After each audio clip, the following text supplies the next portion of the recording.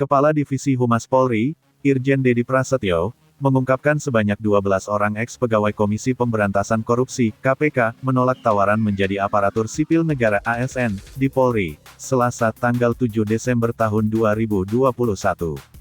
Jumlah ini bertambah 4 orang. Pada Senin, tanggal 6 Desember tahun 2021, 8 orang menyatakan menolak, sementara 4 orang yang hari ini memutuskan menolak, kemarin masih mempertimbangkan. Yang tidak bersedia 12 orang, kata Dedi kepada wartawan, Selasa. Dedi menegaskan, 44 orang yang kemarin menyatakan bersedia, tidak berubah pikiran. Diberitakan sebelumnya, 44 orang ex-penyidik KPK menerima tawaran untuk menjadi ASN di lingkungan Polri. Mereka adalah yang tak lolos tes wawasan kebangsaan (TWK) di KPK.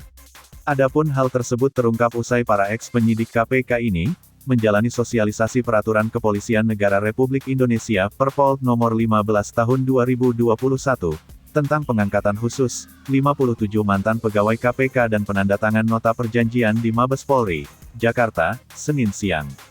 Salah seorang ex-pegawai yang menerima tawaran yakni ex-penyidik KPK Novel Baswedan. Novel mengungkapkan alasan menerima tawaran Polri itu untuk terus mengupayakan pemberantasan korupsi. Menurut dia, pemberantasan korupsi merupakan hal yang dipandang serius oleh para ex-pegawai KPK.